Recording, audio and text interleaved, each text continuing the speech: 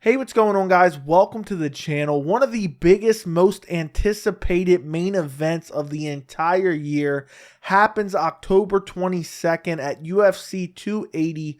Charles Oliveira versus Islam Makhachev for the vacant lightweight title, which most of us do not believe is actually vacant.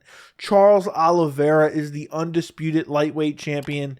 The only place he's not is, on the official UFC website. Outside of that, Oliveira is defending his belt against Islam Makhachev. And there is a lot of hype for this lightweight title main event. And there's been some talk about what could potentially happen if one of these guys pulls out of the main event at UFC 280. And there's been some talk about the featherweight champion Alexander Volkanovski being the backup for that main event for the lightweight title. And I wanted to make a video discussing what should happen in the disastrous event that either Charles Oliveira or Islam Makhachev happens to pull out of the main event of UFC 280. So first off, for those of you who don't know, sometimes the UFC pays an official backup. They did it for Khabib Nurmagomedov versus Justin Gaethje. They paid Michael Chandler to train as if he was fighting on the date of the pay-per-view that Gaethje and Nurmagomedov were supposed to fight. And in the event one of them pulled out, Michael Chandler was even going to weigh in during weigh-ins, during the official weigh-ins. And in the event somebody pulled out, even on fight day, Chandler could sub in. And the UFC has done this over the course of history. There is plenty of other examples. I'm not going to go through all that right now.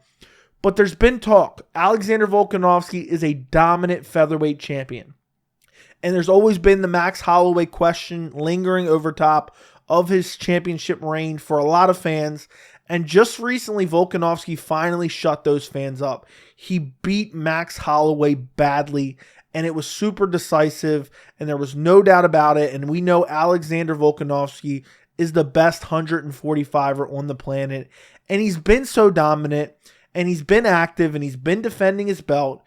And now he said, you know what? I'd like to take a crack and become a double champion. And I want to fight the winner of Oliveira versus Makhachev. Now, whether or not that's going to happen, whether or not he's going to end up fighting the winner or defending his featherweight title before then, there's been some talk of the UFC paying Volkanovski to serve as a backup for UFC 280. And if Oliveira or Makhachev pulls out, then we would get Oliveira versus Volkanovski for the lightweight title, or we would get Makhachev versus Volkanovski for the lightweight title. And I wanted to make a video talking about this because a lot of people are acting like this is a great idea. And I believe this is a terrible idea for multiple reasons. Because I don't think it's fair to either Oliveira or Makhachev to go from fighting each other, whoever may pull out, to then fighting Volkanovski. And I feel like no matter what happens, there's just going to be an asterisk next to it. Now, I'm praying to the MMA gods that nobody falls out of this fight. I'm hoping and praying that. But in the event that one of these guys pulls out, I don't think it's fair for Charles Oliveira to be game planning for Islam Makhachev.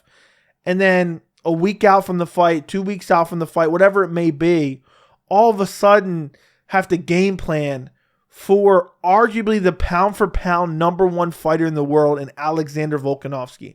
Same for Islam Makhachev.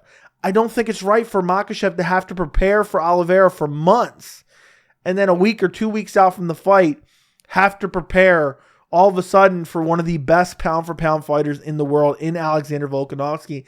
And then on top of that, I know that Volkanovski, if he did decide to do this, he'd be getting paid as a backup.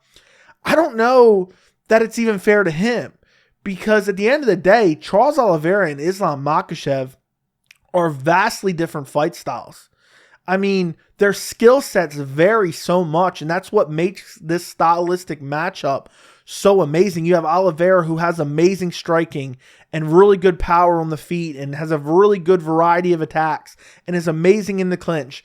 And then you have Makhachev, who wants to take you down and beat you up. And then both of them have great jiu-jitsu and submission. And I just don't think it's fair. Volkanovski, at the end of the day, if he's in training camp, He doesn't know which one of these guys could potentially pull out. So I really believe in the event of a disaster, you look at UFC 280, and it's one of the most stacked cards I've ever seen. I mean, this may be the greatest UFC pay-per-view of all time on paper. I mean, there's so many great fights on this card. You know, TJ Dillashaw is fighting Aljamain Sterling for the bantamweight title. You have Sean O'Malley versus Piotr Yan. What an amazing fight. You also have Beneil Dariush versus Mateusz Gamrot, which could arguably be a number one contender fight. Beneil was supposed to fight Islam Makhachev earlier this year. It was supposed to be a number one contender fight. Obviously, it didn't happen. Beneil got injured. And there's been some discussion, maybe they can step in as well, because the UFC has been known to do that. They'll book a big fight in the same weight class of the title fight on the same card. And in the event that one of them pulls out, they can substitute one of these fighters into that. But I think we still have the same problem I talked about with Volkanovski. And for me, if Makhachev or Oliveira is to get injured or have to pull out, any less than, a month, I don't want to see a replacement. And I know that's going to break some of your guys' hearts because 280 is literally a GOAT MMA card. But depending on the injury, I just want to see the fight rescheduled. I mean, I feel like Charles Oliveira versus Islam Makhachev is the better version of Khabib Nurmagomedov versus Tony Ferguson. And this is a fight, I know a lot of people like to trash Islam Makhachev's win streak and all that stuff. This is a fight that I need to see. And if one of them has a long-term injury, obviously that's a different scenario where, I say you cancel the fight and you rebook, whether it be Volkanovski or the winner of Gamrot Beneil down the line. I still don't want to see a 2-week notice title fight for one of these guys. I don't want to see that. But I really believe that, if something comes up, somebody gets a cut in sparring and training, whatever, I think you just take the fight off the card.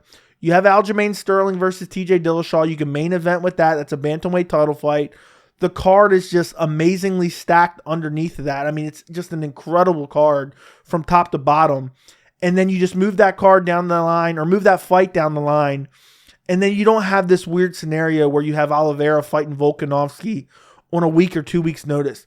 Because also, on top of everything else I've already mentioned, I think we need a proper build-up. If Volkanovski is going to fight the winner of Oliveira Makhachev, we need a proper build-up for that fight because that is one of the biggest fights of all time. If Makhachev goes out there and beats Oliveira, he will be on an 11-fight win streak, and he will now be the lightweight champion. Volkanovski's never lost in the UFC. Can you imagine how big that fight would be? And for Oliveira, if he goes out there and beats Islam Makhachev, he'll be on a 12-fight win streak.